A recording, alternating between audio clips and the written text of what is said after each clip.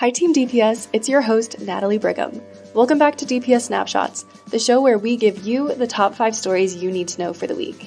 Let's dive in. Our first story is about changing student populations and ensuring Denver schools thrive. This November, the DPS Board of Education will consider the superintendent's recommendation of consolidating or closing some DPS schools. How did we get here? The DPS enrollment has been declining and is overall forecasted to decline in the coming years. This is caused mostly by lowering birth rates and housing development trends. By 2028, Denver is expected to lose an additional 6,338 school-aged children. To remedy this situation, the school board will vote on a recommendation to consolidate or close some schools. In June of 2024, the Board of Education developed and approved version 1 of Executive Limitation 18, or EL18, which directs the superintendent on how to approach the process around school consolidation and closure on an annual basis. DPS will be hosting a series of 6 regional meetings in September and October to inform the community about this process. Those meetings are as follows. The engagement session in the Southeast will be held at South High School on Tuesday, September 24th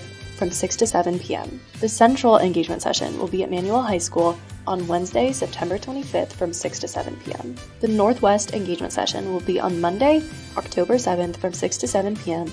at CEC Early College. The engagement session for the Southwest region will be on Monday, October 14th from 6 to 7 p.m. at Abraham Lincoln High School. The Far Northeast engagement session will be on Tuesday, October 15th from 6 to 7 p.m. at Montbello High School. The final engagement session will be held virtually on Zoom. That meeting will take place on Tuesday, October 22nd from 6 to 7 p.m. On November 7th, Dr. Marrero will present the Board of Education with a list of schools recommended for consolidation. Then, on November 21st, the Board of Education will vote on that list. In the 2 weeks between the presentation of the list of schools under consideration for consolidation and the vote by the Board of Education, DPS will hold a series of meetings at each of the impacted schools. There will also be time for public comment on November 18th. Meetings, dates, times, and location for these meetings will be published after the consolidation list is presented on November 7th. The main goal of any potential consolidations is to provide all students with access to high-quality education, strong academics, and enriched community ties. While closing a school might not outwardly seem like it's in the best interest of students, the reality is that when there are too many schools and a decreasing student population, schools with low enrollment suffer from limited resources, resulting in some schools offering more robust programming than others. Because of this inequity, not every student has access to the same opportunities. By closing and consolidating schools, DPS is aiming to close that gap. With fewer schools in the district, the remaining schools will have increased enrollment and consequently more funding available. Increased funding can equate to numerous opportunities, all of which help to increase the quality of the student experience. While this background and context may help some people digest this news, it wouldn't be fair to ignore the fact that this topic conjures up a lot of uncomfortable feelings for students, families, and staff. For this reason, everyone is encouraged to attend one of the 6 regional community engagement sessions happening in late September and October. More information can be found on the DPS website. Our second story, join the multilingual educational team at the District Advisory Committee. Multilingual learners, come join the Multilingual Education, or MLE, District Advisory Committee on Wednesday, September 25th from 5 to 7 p.m. at Montbello Middle School. The team's kicking off the year with an MLE Parent Academy. Come and learn about MLE programs, the rights of parents of multilingual learners, and much more. Plus, they'll have performances celebrating Hispanic Heritage Month. Dinner, childcare, and interpretation will be available. You can view flyers in several different languages linked in our show notes. Attendees are also encouraged to pre-register. Staff are also highly encouraged to attend. For more information, visit the MLE website. Our third story, a DPS teacher is named Colorado Teacher of the Year finalist. Janet Damon has been helping students thrive in Denver public schools for more than 25 years. Currently, Janet teaches history at Delta High School, and she encourages students to think critically about the challenges in their own lives. Superintendent Dr. Marrero says, Janet is an exceptional educator and a prime example of the power of connection, engagement, and community. After 25 years of teaching, her unwavering commitment to her students and school community continues to be unmatched. We are grateful for her tireless efforts to ensure her students thrive. Congratulations, Janet. Our fourth story, Denver School of the Arts student publishes an academic article. A senior at Denver School of the Arts, or DSA, named Oliver, recently submitted an article about the Roman Empire to an online academic publisher called Critical Debates HSGJ. His article was accepted for publication, giving Oliver his first academic publishing credit. Congratulations. We'll link his article article in our show notes. Our fifth and final story, there is a DPS discount for Hamlet at the Wolf Theater, ending on some positive news. Support DCPA's production of Hamlet at Wolf Theater this Friday the 13th, running through October 6th. You can receive a 15% discount on tickets in premium seating, price level 2 and price level 3 for all performances. $5 from each ticket purchased will be donated to the Denver Public Schools Foundation. You can buy your tickets linked in our show notes. Be sure to use the discount code DPS FUND at checkout. That's a wrap on this week's show. Thank you to the external team for helping us produce the episode. Your help is greatly appreciated, and we'll see you next week. Thanks.